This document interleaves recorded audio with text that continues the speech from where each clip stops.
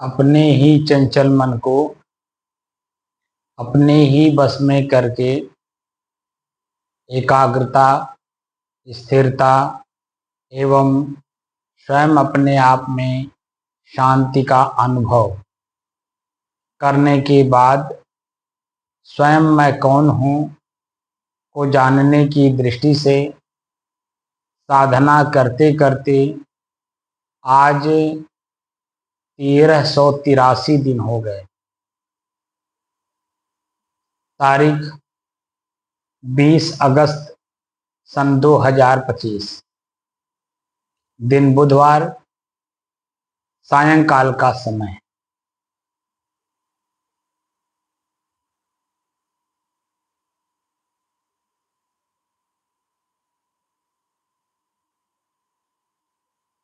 वर्तमान समय में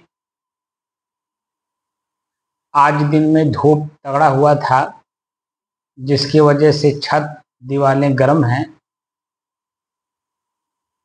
और गर्म छत और दीवार की वजह से कमरे का जो हवा है वह गर्म है, जिसके वजह से सांस लेने में महसूस हो रहा है कि हवा में गर्मी है और हवा गर्म होने की वजह से श्वास लेने में दिक्कत महसूस हो रहा था। और अभी भी गर्म हवा की वजह से श्वास लेने में हल्का फुल्का दिक्कत महसूस हो रही है।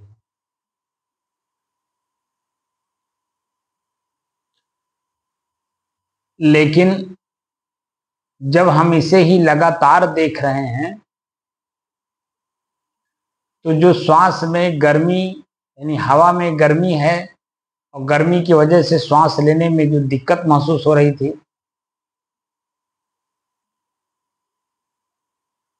वह दिक्कत होते हुए भी महसूस नहीं हो रहा है, क्योंकि हम उसे ही लगातार देख रहे हैं।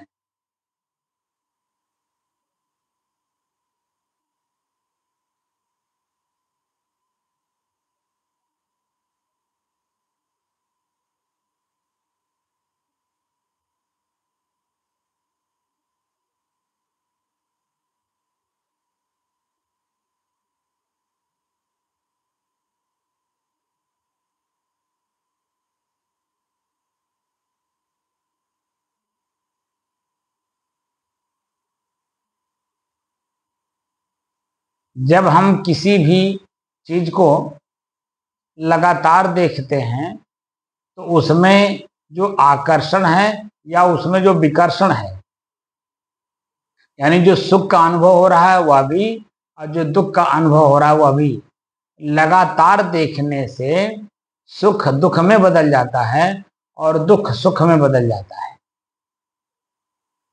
क्योंकि दोनों स्थितियां रह नहीं जाती, वो परिवर्तित हो जाती है। देखने वाला देखने वाली वस्तु से या चीज से वो ऊपर उठ जाता है और जो दिखाई देता है वो नीचे रह जाता है।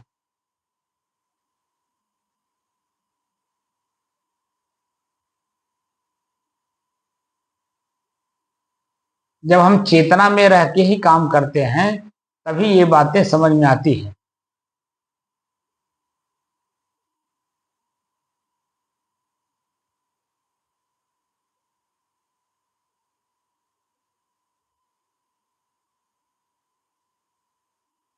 मन भीतर से एकदम बिल्कुल शांत है, किसी प्रकार का कोई कामना, वासना, इच्छा, कल्पना मन में नहीं है,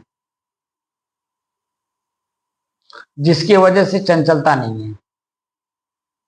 मन चंचल नहीं है। मन चंचल न होने के कारण वह शांत है और शांत मन से ही जब हम किसी काम को करते हैं तो उसकी वास्तविकता हमें दिखाई देती है।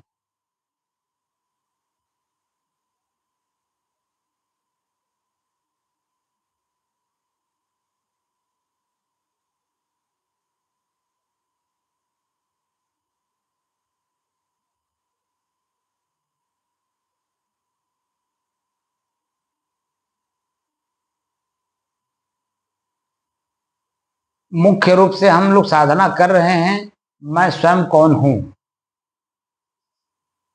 तो जो दिखाई दे रहा है वो और जो देखने वाला है वो दोनों ही मैं नहीं हूं। इन दोनों का जो बेस है, कारण, वह मैं हूं।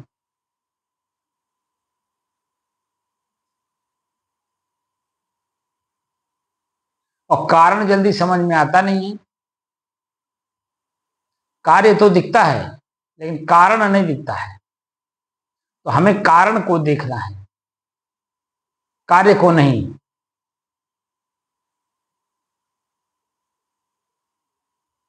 कार्य तो प्रकृति में स्वतः अपने आप हो रहा है।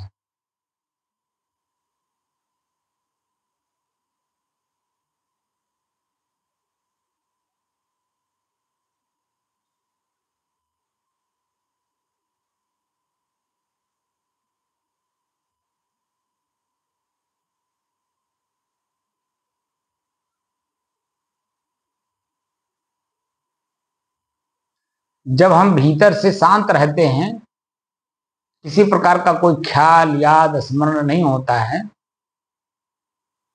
तब जिस विषय पर हम शोध कर रहे हैं या जानकारी प्राप्त कर रहे हैं उसकी वास्तविकता हमें स्पष्ट रूप से दिखाई देता है कि वह मेरे से अलग है। जब क्रिया होती है देखने की, तो देखते देखते प्रतिक्रिया भी करना पड़ता है कि देख कौन रहा है।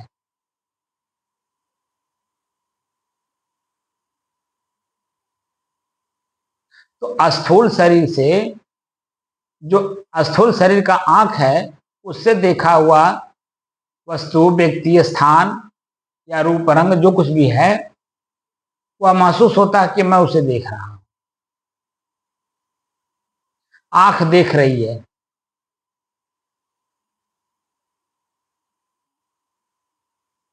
लेकिन उस आंख का प्रयोग करने वाला कौन है? जब हम स्थूल से सूक्ष्म की ओर जाते हैं तब पता चलता है आंख में देखने की शक्ति होते हुए भी वो देख नहीं सकती, क्योंकि उसका उपयोग करने वाला कोई और है।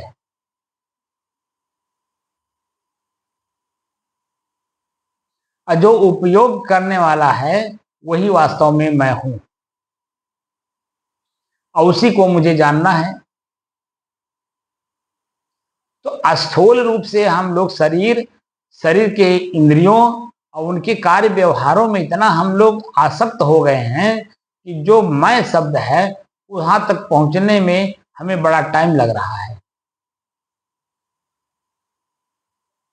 क्योंकि आंख ने ऐसे ऐसी चीजों को देखा है, मन बना हुआ है, और मन ही कहता है ये कैसे अलग हो सकता है। हो ही नहीं सकता है। लेकिन कहा जाता है कि अतिशय रगड़ करे जो कोई। जब आप बार बार अभ्यास करेंगे, बार बार वही दृश्य सामने आएगा, और उस दृश्य से किसी न किसी दिन आपको महसूस होगा कि मैं उससे अलग हूं, निश्चित अलग हूं। इसीलिए मैं कहता हूं कि नींद को भी पढ़िए नींद लेते समय, कि नींद आई कैसे। एक तो शरीर और शरीर के जो अंग हैं, आंख, नाक, कान, हाथ, पैर, इनके थकने की वजह से नींद आती है।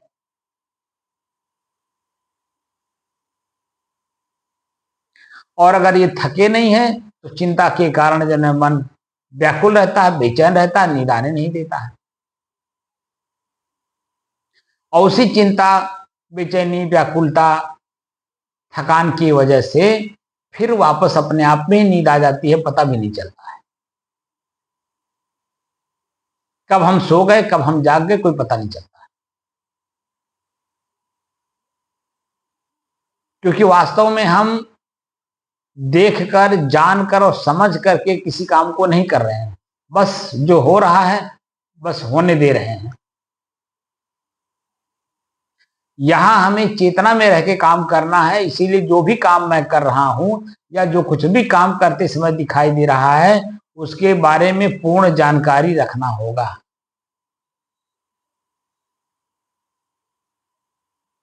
तब उसका जो परिणाम सामने आता है उस पर हम स्थिर रह पाएंगे।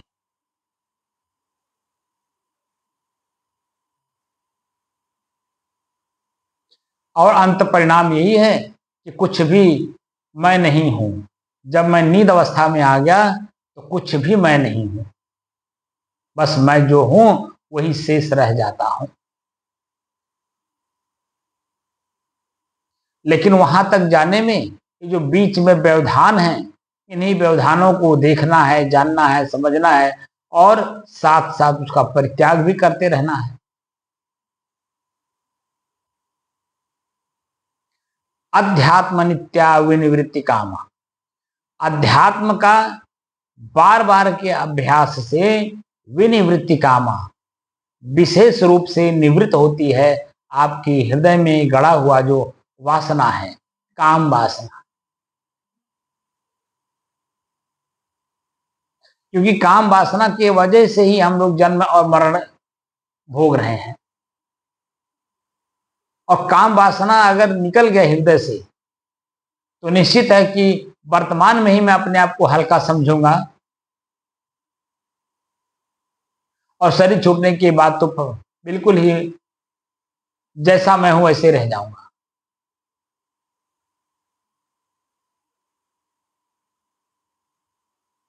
इसीलिए मैं बार बार कहता हूं, अभ्यास करके देखो। जो होमवर्क आपको दिया जाए उस होमवर्क को करके आया करो, ताकि मैं उसके बारे में, उसकी जो विशेषज्ञता है, जो आप जान रहे हैं वह बिल्कुल गलत जान रहे हैं, और जो उसकी विशेषज्ञता है उसके बारे में कहीं वो जानकारी है ही नहीं।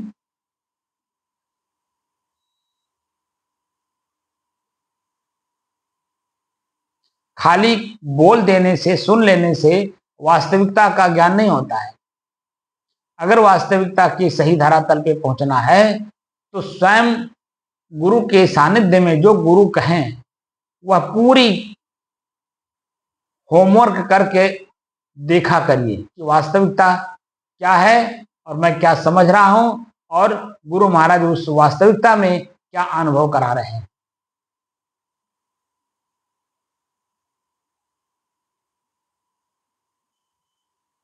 जहां ये प्रकृति पहुंच नहीं सकती है और हम खोज किस में कर रहे हैं, प्रकृति में ही।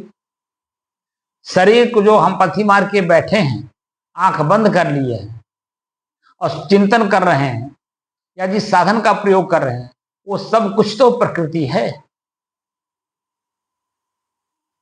कोई ऐसा चीज बता दीजिए जो प्रकृति ना हो। हम उसी को देख देख करके समझते हैं कि यही सब कुछ है, लेकिन नहीं, उसके ऊपर भी लास्ट में जाकर के जब दिल, दिमाग, शरीर, इंद्रियां, मस्तिष्क, मांसपेशियां, खून का सर्कुलेशन, शरीर की उत्तेजना जब बिल्कुल शिथिल होती है तो अपने आप में जब जो स्थिति बनती है जिसको आप नींद कहते हैं, उस स्थिति में जाने के बाद आप क्या कह सकते हैं कि मैं कहां हूं। लेकिन जानकारी नहीं है। उसी स्थिति को धीरे धीरे मैं देखने, जानने, समझाने में लगा हुआ, ताकि जो मेरा अपना चीज था पहले से ऑलरेडी, जो मैं स्वयं हूं, मैं जिसमें स्थित नहीं हो पा रहा हूं, ये बाह्य वृत्तियां जो हमें प्रभावित कर चुकी हैं, इनसे ऊपर उठ करके मैं अपने आप में स्थिर हो सकूं।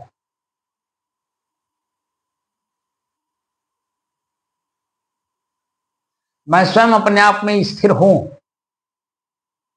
लेकिन ये जो आंख से देख लिया, दृश्य बन गया, मैं समझ रहा हूं यही सच है। कान से जो शब्द सुन लिया, मैं समझ रहा हूं वही सच है।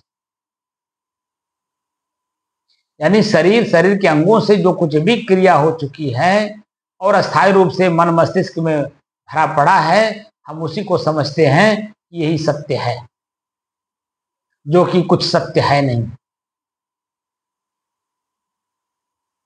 आप खेत के मेड़ पर हैं या सड़क पर हैं या झोपड़ी में हैं या महल में हैं, बिस्तर पर लेटे हुए हैं, नींद आ जाने के बाद आपको कहीं कोई पता रहता कि मैं कहाँ हूं?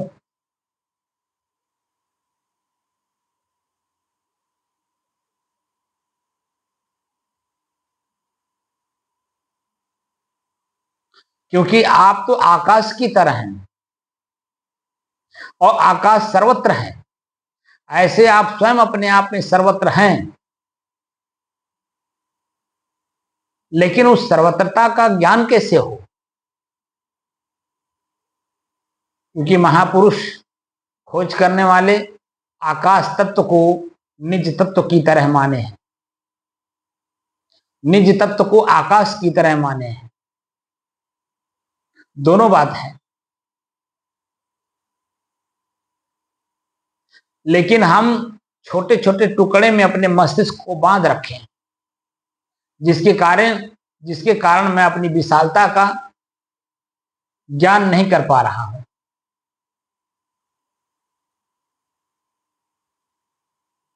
क्योंकि मन को हमने बांध रखा है शरीर और शरीर के इंद्रियों के कर्मों में।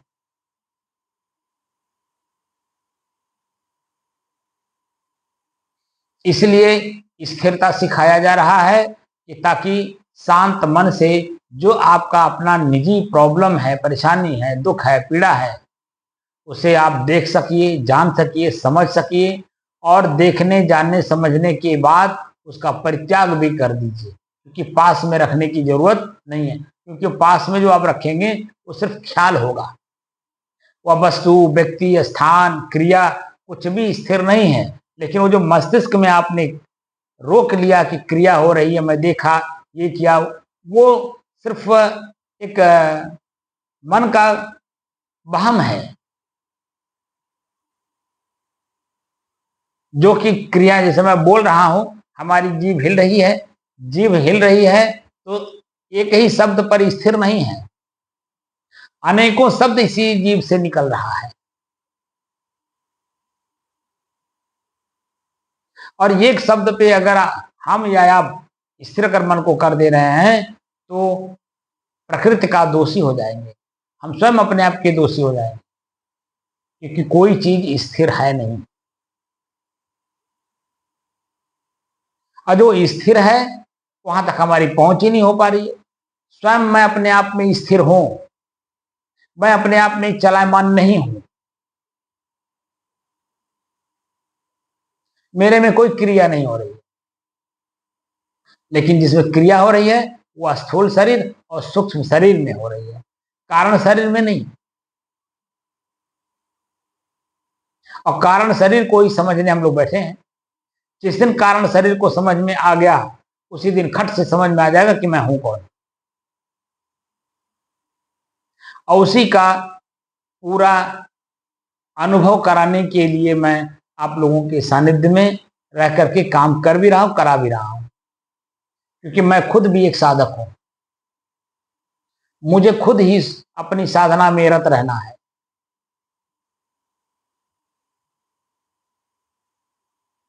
क्योंकि मेरा लक्ष्य ही है जीवन रूपी दुख से निवृत्ति प्राप्त करना या निवृत्त होना।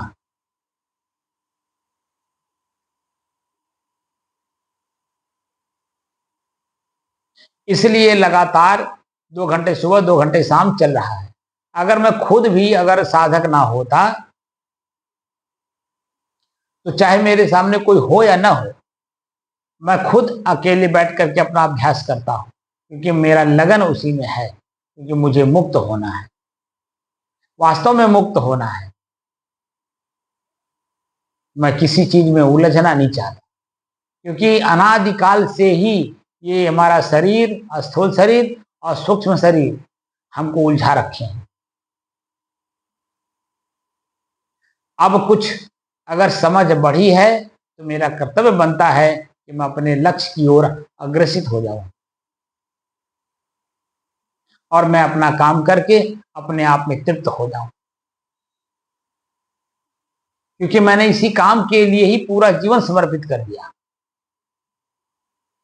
17 सितंबर सन 1990 से लेकर के लगातार मैं इसी पे काम कर रहा हूं।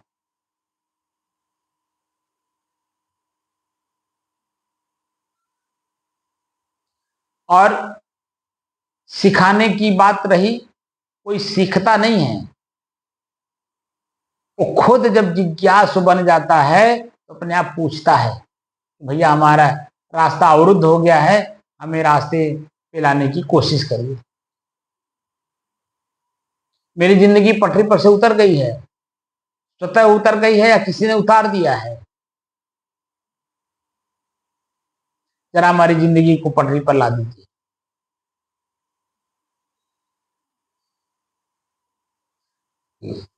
जिंदगी है दो चीजों का मेल, जिसको जीवन कहते हैं, श्वास और मैं का। जब तक श्वास में आसक्त हैं, शरीर में आसक्त हैं, मन इंद्रियों में आसक्त हैं, तब तक आप इस शरीर से मुक्त नहीं हो सकते। हाँ, शरीर चेंज हो सकता है, लेकिन शरीर से मुक्त नहीं हो सकते। और जब तक दो चीजें अलग अलग ना हो जाएं, आप स्वयं अलग हो जाइए और आपसे संबंधित जो आपसे जुड़ा हुआ वो आपसे अलग हो जाए। निश्चित है कि आप उसी दिन मुक्त हो जाएंगे जिस दिन अपने शरीर और अपने आप को अलग अलग देखना, जानना, समझना प्रारंभ कर दिया।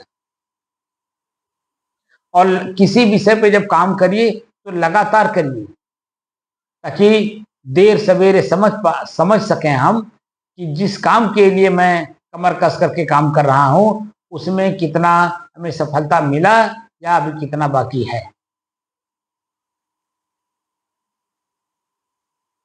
सफलता तो हमारी मृत्यु के अंतिम क्षणों तक है, रहना होगा उसी स्थिति में। और अगर हम अंतिम क्षणों तक नहीं रहते हैं, यही हमारा शरीर, हमारी इंद्रियां हमको कहाँ किस रूप में भटका देंगी, क्या इच्छा जागृत कर देंगी, कुछ पता नहीं। इसीलिए सभी इच्छाओं, वासनाओं, कामनाओं से हमें मुक्त होना है। सदगुरु कबीर कबीर साफ साफ कहते हैं, जो तू चाहे मुझको छाड़ सकल की आस।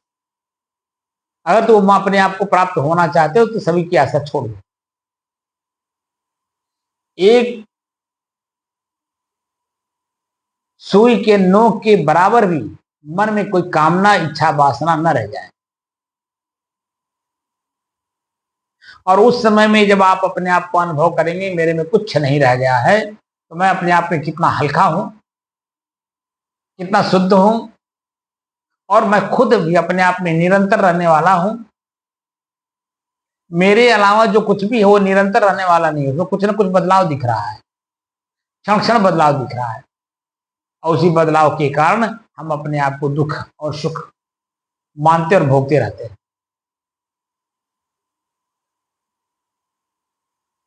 अब हमें सुख और दुख दोनों से ऊपर उठना है, दोनों को बड़ी बारीकी से अध्ययन करना होगा, तब जाकर के हम अपने को इस शरीर से अलग कर पाएंगे। जो चीजें, मैं बार बार कहता हूं, जो चीजें अलग हैं उसके बारे में तो मैं जानकारी कर लेता हूं, लेकिन जब मैं वही हूं ऐसा भाव हो जाता है, तब उसको कैसे आप मेंटेन कर पाएंगे, क्योंकि आप वही हैं।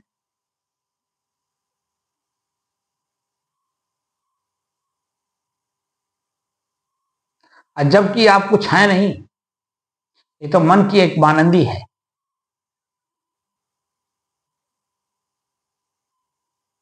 अब मन ने सारे संसार को भ्रमित किए हुए हैं, और इसी भ्रमित मन से ही अपने आप को निर्भय होना है,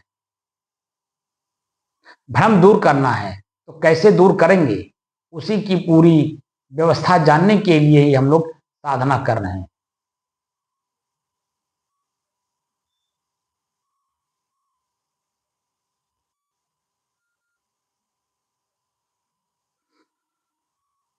कोई भी क्रिया कहीं भी हो रही हो, वो क्रिया को देखिए और क्रिया के बाद प्रतिक्रिया करिए, क्या ये क्रिया ही मैं हूं,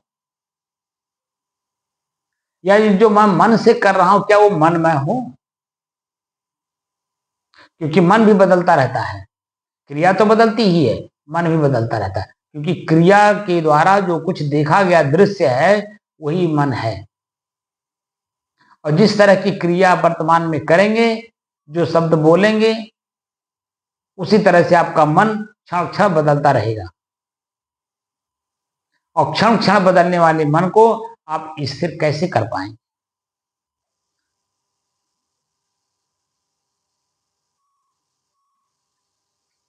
वही असंभव कार्य को जो संभव कर ले जाए, वही वास्तव में अपने क्षेत्र का पारंगत माना जाता है।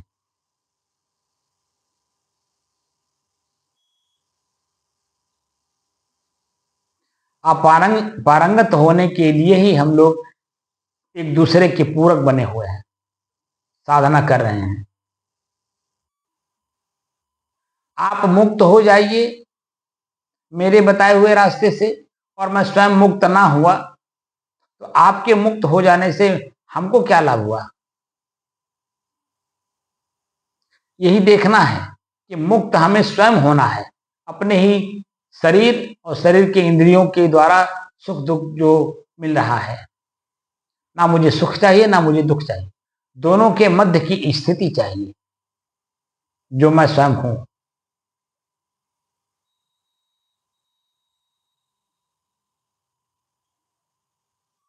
इन्हीं सब बारीकियों को धारण करने में जो व्यवधान आते हैं, उसी में आदमी उलझ करके रह जाता है। इसीलिए मैंने जो कहा था, सदगुरु विशाल देव भावयान में या मुक्ति द्वार में उन्होंने कहानी दृष्टांत दिया है कि एक राजा अपने राज्य में ढिंढोरा पिटवाता है कि जो मेरे पास तक आ जाएगा मैं उसे अपना राज्य पाट दे करके मैं जंगल चला जाऊंगा भजन करने। और ये कहानी कई सालों तक चलती है।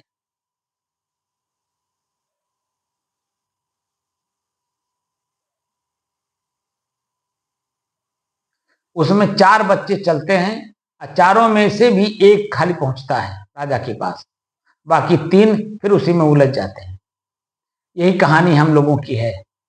जब हम लोग साधु बन करके अपने ही शरीर इंद्रियों को अपने बस में करने की कला सीखने के लिए आते हैं, तो पता चला कि साहिब बंदगी, महाराज जी प्रणाम, दंडवत, जो कुछ भी एक शिष्टाचार है उसको जो पाने लगते हैं, आदर मिलने लगता है, कुर्सी मिलने लगती है, भाव मिलने लगता है, तो जो लक्ष्य लेकर के घर से आए थे फिर उसी में उलझ गए। खीर पूड़ी मिल गया, आसन मिल गया, नए नए कपड़े रोज बदल रहे हैं, आपको भोजन के साथ दक्षिणा भी मिल रहा है, आपके पैर धोए जा रहे हैं, आपसे ये अनुमति मांगी जा रही है महाराज जी आप क्या खाएंगे, कैसे बिस्तर पे सोएंगे, कैसे वातावरण में आप रहेंगे, तमाम तमाम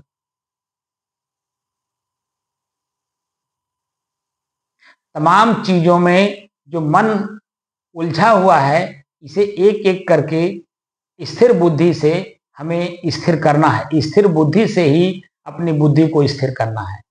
तो स्थिर बुद्धि से स्थिर बुद्धि कैसे बनेगी?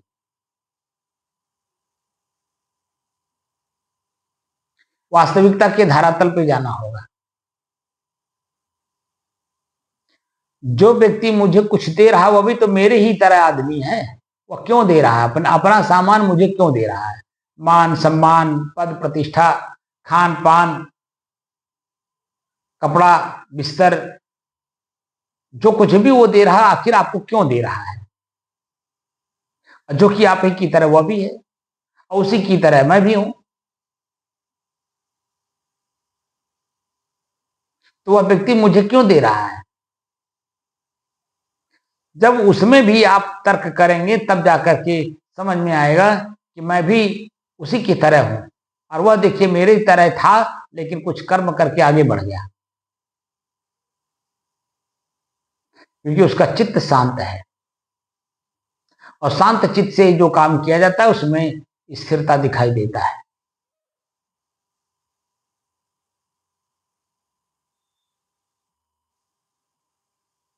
मैं साधना कर रहा हूं तो साधना क्या है? बस में करना। मैं क्या चीज को अपने बस में कर रहा हूं?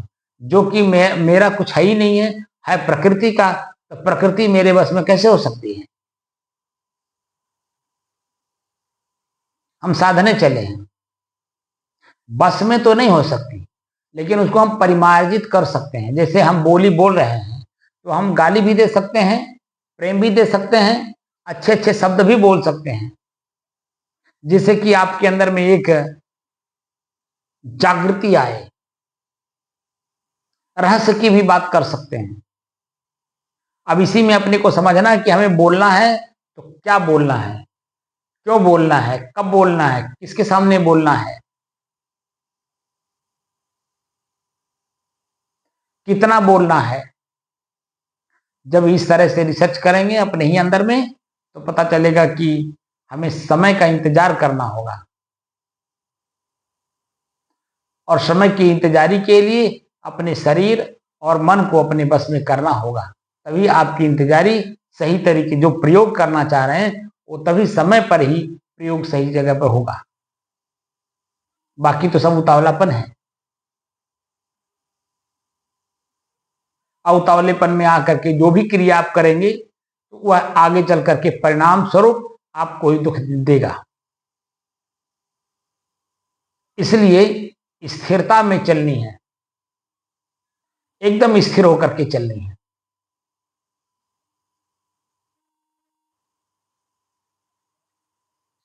इसलिए एक एक करके अपने शरीर, शरीर के अंगों को, उनकी क्रियाओं को, उनके परिणामों को एक एक करके उत्तम, मध्यम और निम्न स्तर पर पढ़ते हुए, देखते हुए, जानते हुए, प्रयोग करते हुए अपने आप को इन तीनों से भी ऊपर उठा लेना है। ना मैं उत्तम हूं, ना मैं मध्यम हूं, ना मैं निम्न हूं। यह जो उत्तम, मध्यम, निम्न ये गुण है, ये गुण है प्रकृति के, मेरा नहीं। हाँ, लेकिन मैं तक पहुंचने में ये सहायक होते हैं। जितना ही शांत चित्त होकर के अच्छे गुणों का प्रयोग करेंगे तो बुरे गुण अपने आप दूर होते जाएंगे।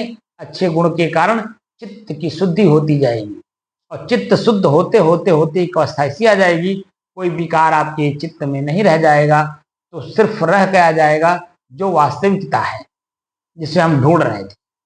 और वहीं से हम थोड़ा सा मेहनत कर देंगे, ऊपर उठ जाएंगे, जो मैं हूं वही रह जाऊंगा शेष, बाकी सब नीचे रह जाएगा।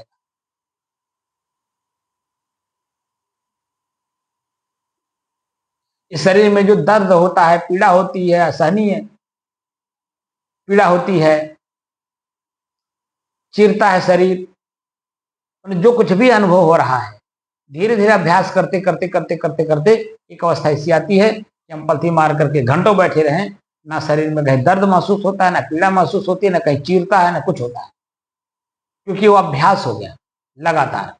और लगातार अभ्यास होने से जो स्थिति हमारी है हम उसके नजदीक पहुंचने लगते हैं, बाकी चीजें नीचे छूट जाती।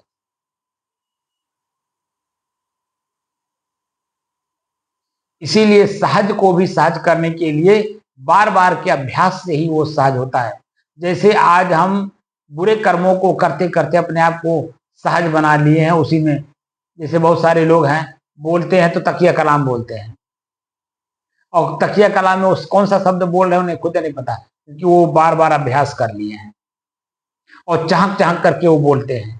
और उसी चहकन में कोई एक धैर्यवान पुरुष शब्द को जब सुनेगा तो उसकी क्या परिणाम आएगा ये तो वो समय ही बताता है।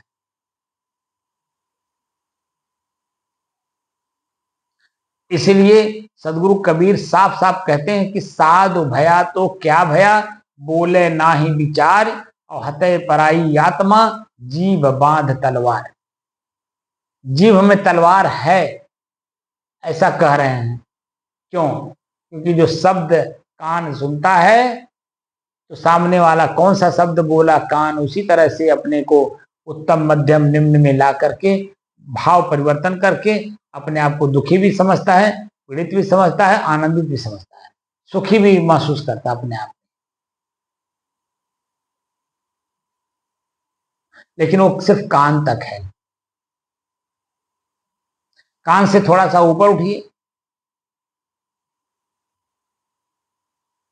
तो कान से जब ऊपर उठेंगे तो जो शब्द आप सुनते हैं ना, किसी ने बोला, आपके कान ने सुना, तो तुरंत आप तर्क करेंगे कि मैंने क्या सुना, कौन सुनाया, क्यों सुनाया, किस लिए सुनाया, इसका परिणाम क्या आने वाला है, ये क्यों ऐसा बोल रहा है।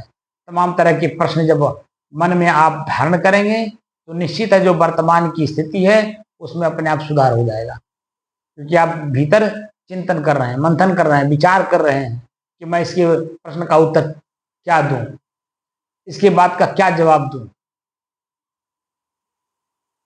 जवाब देते समय भी ध्यान रखना पड़ता है कि जो मैं बोलने जा रहा हूं उससे शांति बरकरार रहेगी या अशांति फैलेगी। अगर शांति बरकरार रहेगी तो हम बोलेंगे, और अगर अशांति फैल रही हो तो वहां अपने जबान को हम ताला लगा देंगे, यानी मौन हो जाएंगे, बोलेंगे ही नहीं कुछ। तो जो मेरी स्थिति है वो कम से कम जैसा है वैसा बना रहेगा।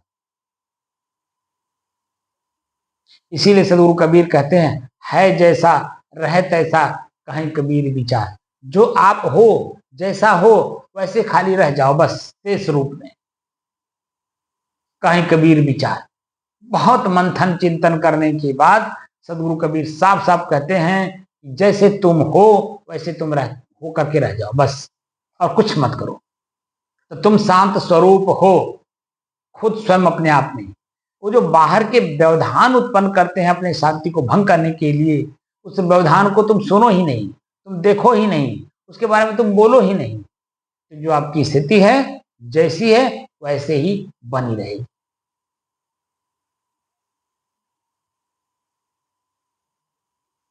इसलिए मैं कहता हूं कि भीतर से चेतना में रहिए। भीतर से चेतना में रहने पर हम जो भी काम आपको दे रहे हैं होमवर्क के रूप में, जब आप करते हो तो उसमें 3 तरह के भावनाएं हमें मिलती हैं, उत्तम भावना, मध्यम भावना और निम्न भावना। और क्या हुआ, मैं भावना ही हूं।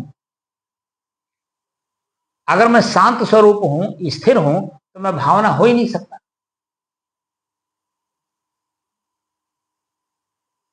और जो भावना मेरे सामने आ रही है वह भावना मेरे ही शांति स्थिति को शांति बनाए रखने में सहयोग कर रही है या उसको चंचल बना रही है।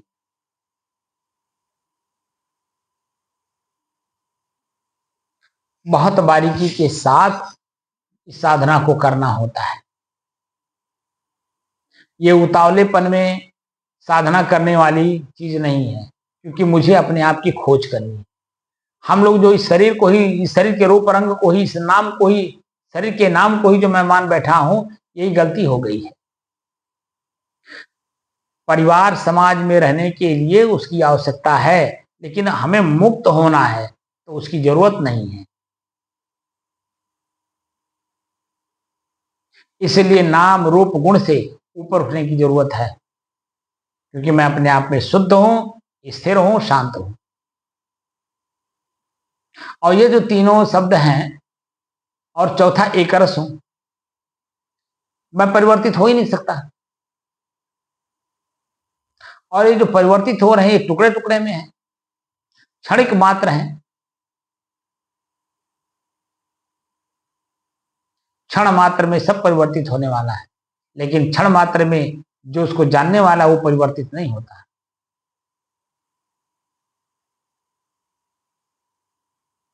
तो उस अपने ही स्थिरता को हमें स्वयं महसूस करना है कि मैं अपने आप में शुद्ध हूं, शांत हूं, स्थिर हूं, एक रस हूं। जिस दिन ये स्थिति हमें पहले दर्शन देगा, अभ्यास करेंगे, वही हो जाएंगे जो मैं चाह रहा हूं। क्योंकि मैं वही हूं ही, हमें चाहने की भी जरूरत नहीं। बस आते जो चाहना है इसी को निकाल बाहर कर देना है, हमें कुछ चाहिए ही नहीं। इसीलिए सदगुरु कबीर कह रहे हैं, जो तू चाहे मुझको छाड़ सकल की आस, अब मुझे ही ऐसा हो रहा सब सुख तेरे पास। तुम जैसे हो, मुझ माने तुम जैसे हो वैसे हो करके रह जाओ। है जैसा रहे तैसा कहीं कबीर विचार। तो मैं खुद अपने आप में शुद्ध हूं, स्थिर हूं, शांत हूं और एक रस हूं। उसी को बनाए रखना आजीवन, मृत्यु पर्यंत। तब जाकर के इस शरीर में महसूस होगा कि मैं शरीर में रहते रहते अपने ही शरीर के इंद्रियों के कर्मों से, उनके परिणामों से मैं अपने आप को मुक्त कर सका।